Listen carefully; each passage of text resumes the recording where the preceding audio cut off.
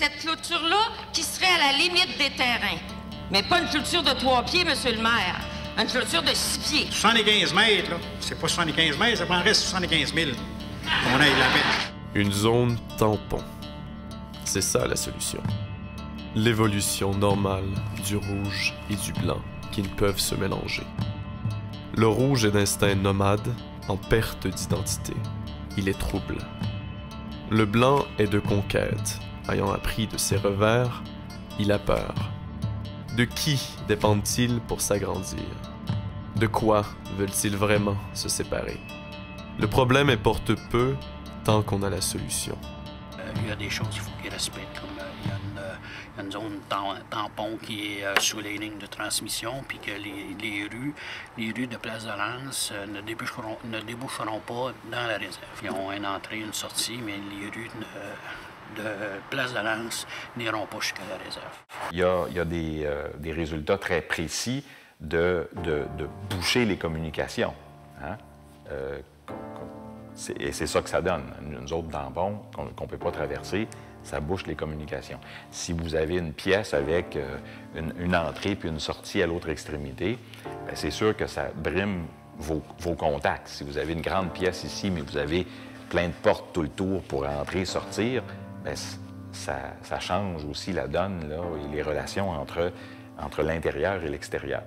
On peut presque interpréter ces zones tampons ou ces no man's land-là comme une façon de répondre ou de ne pas répondre à une question qu'on n'est pas capable de formuler, peut-être. Il faut croire que l'histoire de la communauté Innu de cette île est vouée à être fascinante à ce niveau-là. Quand vient le moment de déterminer un espace pour le deuxième agrandissement de la communauté, le territoire qui semble le plus propice, le plus pratique, c'est celui-ci parce qu'il est relativement proche de Ouachat.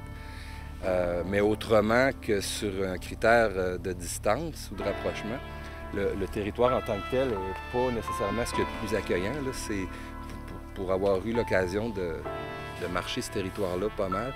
C'est des terres humides, c'est des terres très peu propices au développement, en tout cas à mon avis. On comprend mal que les Autochtones aient accepté ce terrain-là. Moi, quand je suis arrivé en Place de Lens en 1972, ça se construisait, là. Et l'expansion de Place de Lens était de l'autre côté des lignes de transmission, exactement où est le lieu de la future réserve. Et ça a été abandonné à cause de la problématique que ça causait. C'est de la glaise, c'est de la swamp. Monsieur le maire, assurez-vous de protéger les citoyens du quartier de Lens. C'est pas 75 mètres, ça prendrait 75 000. On aille la mettre. La vie en réserve est simple pour l'Innu. Encadrée, modernisée, exemptée de taxes et d'impôts, l'Innu est bénéficiaire dans un monde de contribuables. Sur la réserve, il n'est pas tenu de suivre les règlements des Blancs. Il est libre de faire du commerce sans se soucier des redevances. La vie n'est pas compliquée sur une réserve. L'Innu se voit offrir une maison, un emploi, des ressources pour son développement. Il est même encouragé à poursuivre des études, à se défaire de l'aide sociale, à dire non à l'alcool et aux drogues. Tant et aussi longtemps que son statut sera bien défini, soit indien, métis ou inuit, il profitera des avantages de la réserve, du village et de la communauté.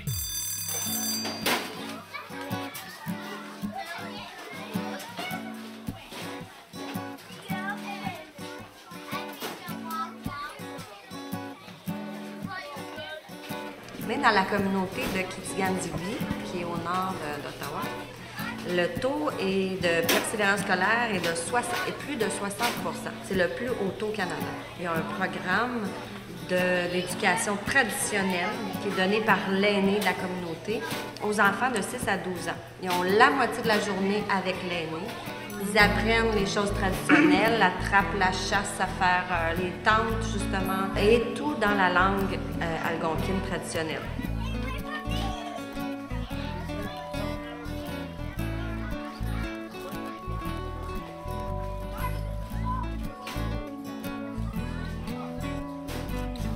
Dans un cycle de 9 jours, on a 3 cours.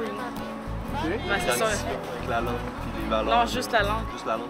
Au primaire, je sais qu'il y a la tradition. Ils apprennent la tradition puis les mots. Moi, je comprends, mais je parle pas. J'ai de la misère à la prononciation. Je suis gênée de dire ça à la télé.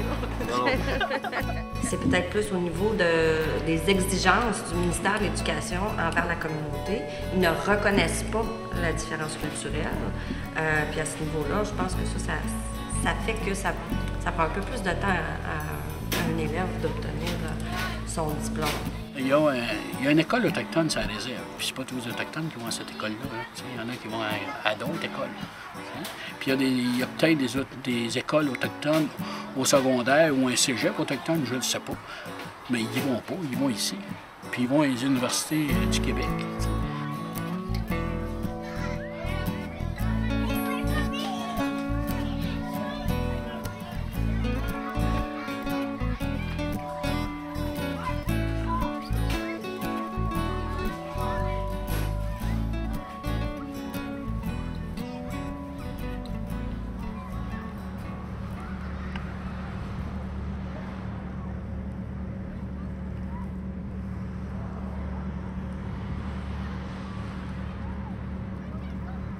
On pourrait parler des enfants de la réserve, de la toxicomanie, de la délinquance, du décrochage, du taux de suicide et de l'inceste.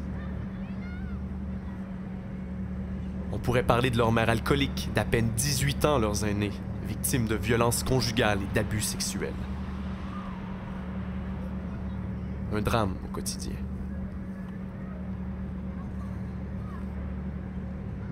On pourrait parler de leur mari chômeur, d'un taux de criminalité alarmant. On pourrait dire que les Autochtones représentent 3% de la population canadienne, alors qu'ils représentent près de 20% de la population carcérale. On pourrait dire des Inuits qu'ils sont atteints du VIH, qu'ils ont une chance sur 2 de contracter la danse de Saint-Guy. Qu'en vivant sur la réserve, ils sont 10 fois plus susceptibles d'être inculpés d'homicide. On pourrait continuer de réduire l'ampleur du drame humain en statistiques, banalisant de chiffres le mal de vivre. Combien d'entre eux chassent encore le caribou?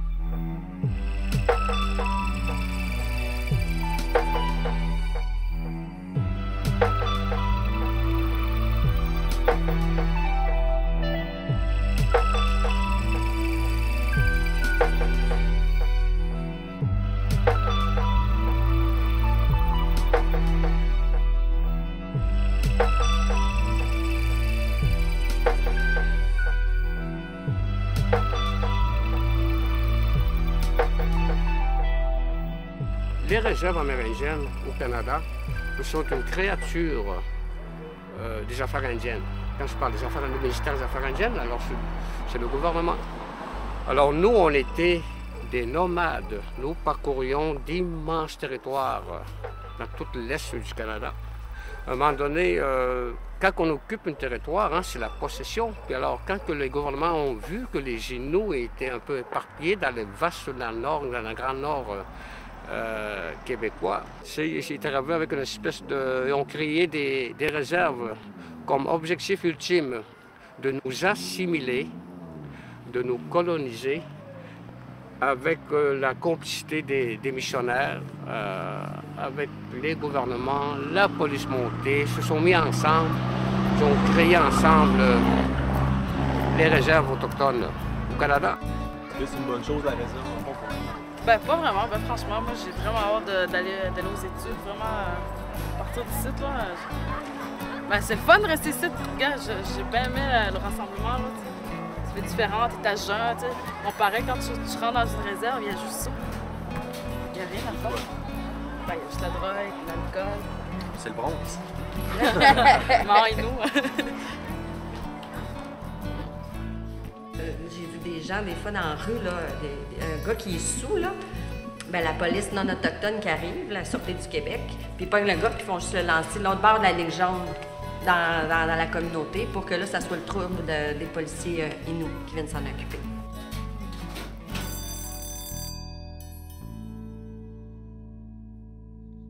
Le système des réserves, je pense qu'il y a même bien des Inuits qui le contestent eux-mêmes. Ils sont presque des enfants au terme de la loi.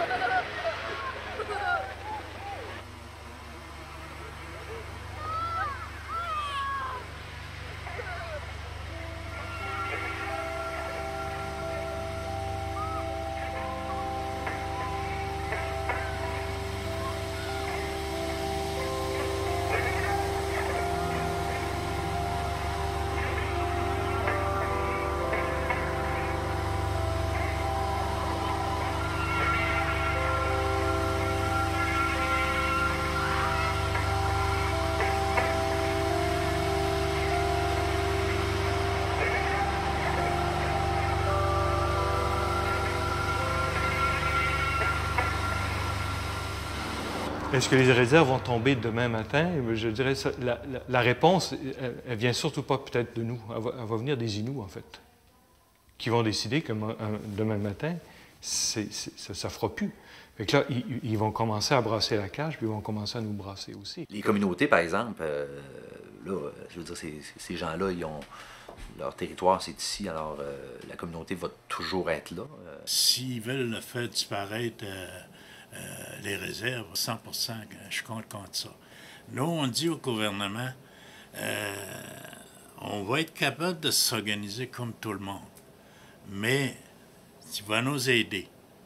Tu vas nous remettre ce que tu as appris sans que tu nous demandes la permission.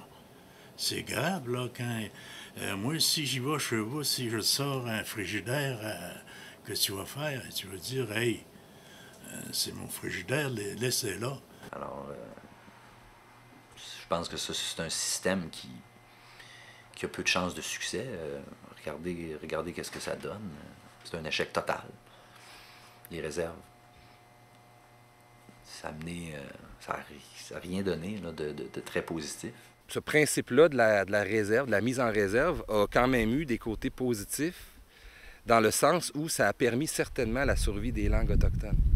Que les gens d'une communauté autochtone X vivent ensemble en permanence, ça permet le maintien de la langue, comparativement à d'autres nations qui se sont vues vite encerclées, puis, si on veut, diluer dans une population qui parlait une autre langue. Eh bien, cette langue-là est disparue. L'exemple du Huron à Québec en est un. Il y en a beaucoup d'autres, surtout aux États-Unis.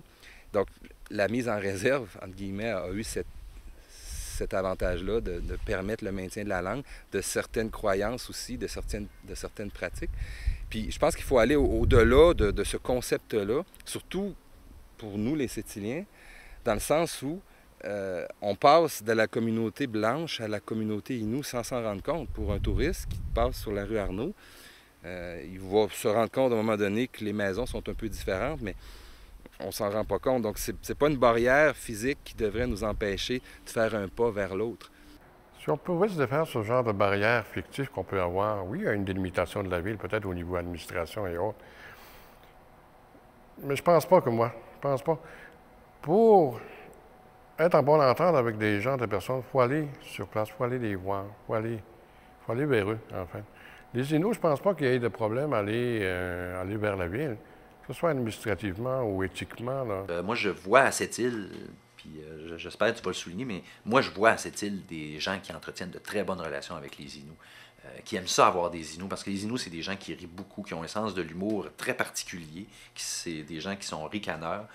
Puis si t'es peint sans rire, puis si t'es capable de faire rire de toi un peu, tu vas avoir bien du fun avec les Inuits. Maintenant, si on regarde, c'est un village très accueillant. Il y a une ouverture d'esprit ici. L'âme existe ici à Malio. Puis écoute, même il y a des Blancs ici qui restent ici en permanence.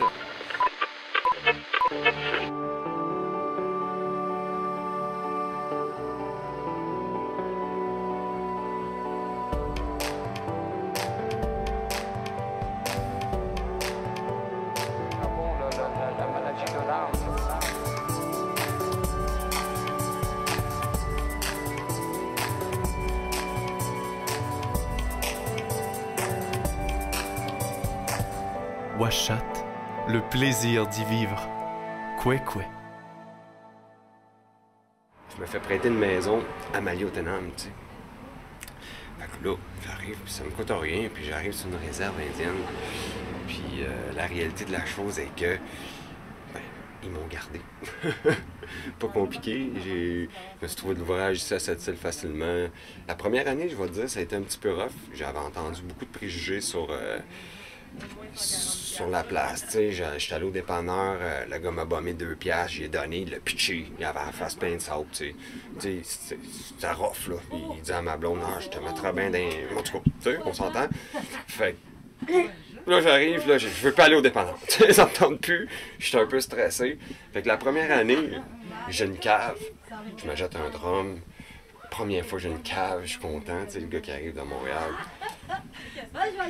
Un an de temps comme ça, puis tranquillement, pas vite, le langage international de la belle musique a fait que j'ai commencé à rencontrer des gens ici par rapport à la musique, tu sais.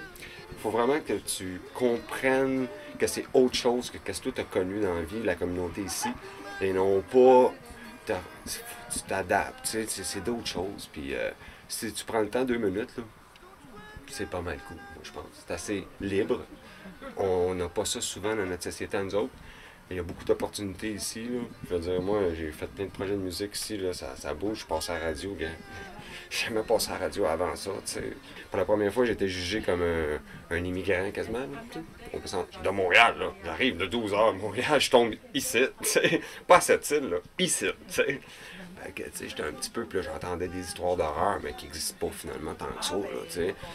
Puis, comme je disais tantôt, le langage de la musique qui a fait que j'ai rencontré des gens où, tranquillement, j'ai pu faire ma place, puis on me laissait la chance d'être... de me connaître, d'être bien, puis rencontrer le monde, puis c'est de toute beauté.